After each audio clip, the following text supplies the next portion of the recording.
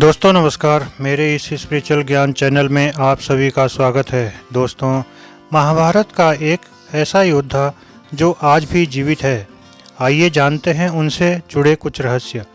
पौराणिक कथाओं में ऐसा उल्लेख है कि महाभारत के युद्ध के बाद जीवित बचे योद्धाओं में अश्वत्थामा एकमात्र ऐसे योद्धा हैं जो आज भी अपराजित और जीवित है। भगवान शिव के वरदान से क्रू द्रोणाचार्य और उनकी पत्नी कृपि को एक पुत्र हुआ जो एक महान योद्धा हुए। वे अश्वत्थामा थे। अश्वत्थामा भी अपने पिता की ही तरह शास्त्र और शस्त्र कला में पारंगत थे।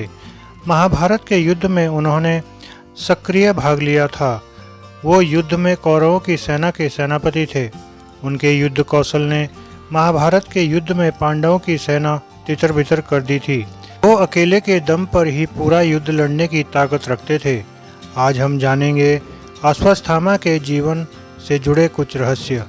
नंबर 1, अश्वत्थामा ने जन्म लेते ही अश्व के समान गर्जना की थी जो सभी दिशाओं में गूंजा था। तभी आकाशवाणी हुई थी कि इस बालक का नाम अश्वत्थामा होगा। नंबर 2, अश्वत्थामा ने अपना बचपन बहुत ही संघर्ष में बिताया।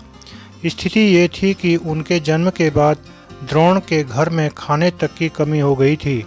कथाओं के अनुसार चावल के आटे का घोल पीकर बालक अश्वत्थामा कहते थे, मैंने दूध पी लिया। नंबर 3, अपनी आर्थिक स्थिति से परेशान द्रोण ने मदद के लिए अपने बचपन के मित्र राजा द्रुपद के पास जाने का विचार किया। वो अपने पुत्र अश्वत्थामा के साथ राजा द्रुपद के दरबार में जा पहुँचे, लेकिन वहाँ उन्हें धिक्कार का ही सामना करना पड़ा जो अश्वत्थामा ने अपनी आंखों से खुद देखी। बाद में पांडवों ने दक्षिणा में गुरु द्रोण को द्रुपद का राज्य छीनकर दे दिया था। नंबर 4, द्रोण अश्वत्थामा को लेकर पांचाल राज्य से हस्तिनापुर आ गए, जहां वो कौरवों के आचार्य बन गए और उन्होंने दुर्योधन समेत अर्जुन को शिक्षा दी, जिसके बाद वो भारतवर्ष के सबसे श्रेष्ठ आचार्य बने।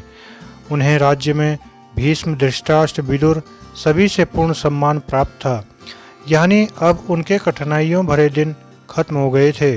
नंबर 5, भारत के युद्ध में जब राक्षसों की सेना ने भयानक आक्रमण किया तो सभी कौरव भयभीत हो गए, लेकिन अकेले ही अश्वत्थामा वहां खड़े रहे। उन्होंने घटोत्कच के पुत्र अंजन पर्वा का वध किया और पांडवों की एक अक्षौहिणी सेना को भी मार डाला और घटोत्कच को घायल कर दिया। नंबर 6, महाभारत युद्ध में नारायणास्त्र एक ऐसा अस्त्र था जिसका ज्ञान द्रोण के अलावा किसी योद्धा को नहीं था। यह बहुत ही भयंकर अस्त्र था। साथ ही अश्वत्थामा के ब्रह्म तेज, वीरता, धैर्य, शस्त्र ज्ञान, नीति ज्ञान और बुद्धिमत्ता पर किसी को भी शक नहीं था। साथ अश्वत्थामा कौरव सेना के मुख्य महारथी थे। कौरवों ने अपनी सेना में 11 महारथियों को संगठित किया था। वो थे द्रोण, कृप, शल्य, जयद्रथ, दक्षिण, कृतवर्मा, अश्वत्थामा, कर्ण, भूरिश्रवा, शकुनी और बाहलिक, यानी अश्वत्थामा 11 सेनापतियों में एक मुख्य स्थान पर थे। दोस्तों, आशा करता हूँ आपको यह जानकारी पसंद आई होगी।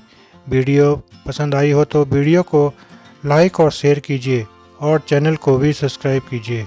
धन्यवाद।